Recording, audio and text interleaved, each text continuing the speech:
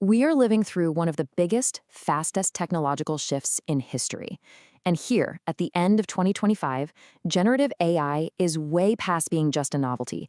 It's now a fundamental force that's completely reshaping our creative world. But the real question is, just how much has it taken over? The answer? Well, it might just shock you. So get this, right now, as we're wrapping up 2025, anywhere from a third to almost half of all creative work you see is either made directly by AI or has AI at its very core. And no, that's not some far-off prediction.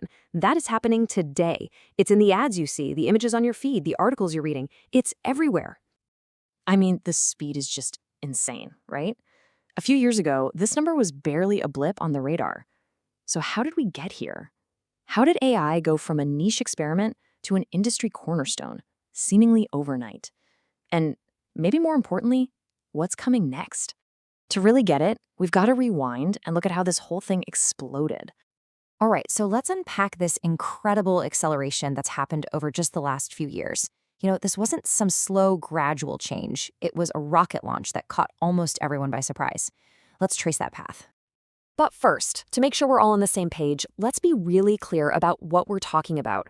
When we say AI-generated output, we're not talking about a fancy spell check or a simple photo filter. No, we mean creative work where the AI is basically the author, or its contribution is so huge that it's the absolute heart of the final piece.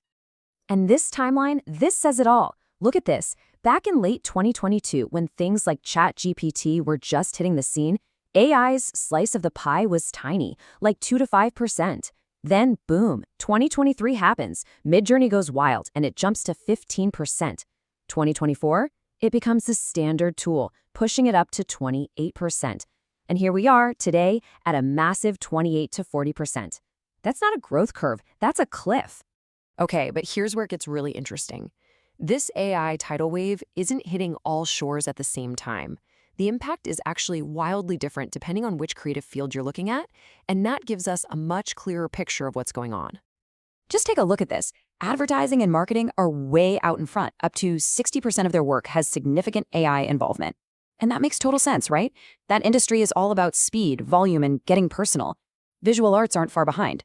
But then you look over at music, and it's a completely different story. It's way more cautious, sitting at maybe 15%. That's probably because of really tricky copyright stuff and, the challenge of making a machine create genuine human emotion in a song. Now, this next point is absolutely crucial for understanding the whole picture. We have to separate two different things, the adoption rate and the output share. The adoption rate, that's just how many people are using AI tools, is through the roof, over 70%. But the output share, the number we're focused on, is how much of the final thing is made by AI. And that number is lower because for now, most people are using AI as an assistant, a co-pilot, not the one flying the plane. So we've seen the absolute explosion of the last few years. But if we take that nearly vertical trend line and just push it forward a little, where does it take us? Well, the projections for just the next couple of years are even crazier.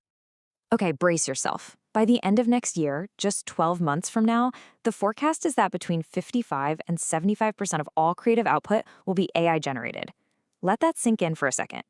That means in 1 year, AI could go from being a major player to the dominant force in the entire creative economy, the majority creator. But it doesn't stop there. The analysis projects that by 2027, so just 2 years from now, the market value of AI-generated work will basically equal the entire human-led creative market. Now, to be clear, that doesn't mean people will stop creating, but it does suggest that the money, the economic engine of creativity, will have fundamentally and maybe permanently shifted.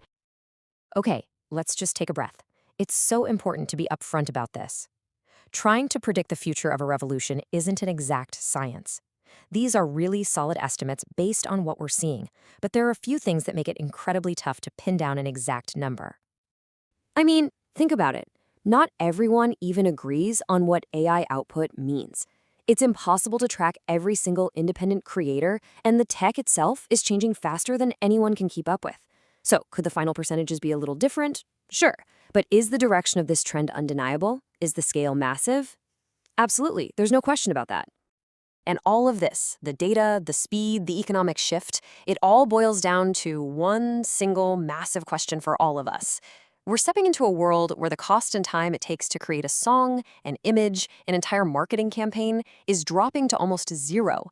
So, when anyone can create anything instantly, what's actually valuable anymore? Is it the original idea, human taste, or is it something brand new we haven't even thought of yet? That right there, that's the defining question for the creative world of tomorrow.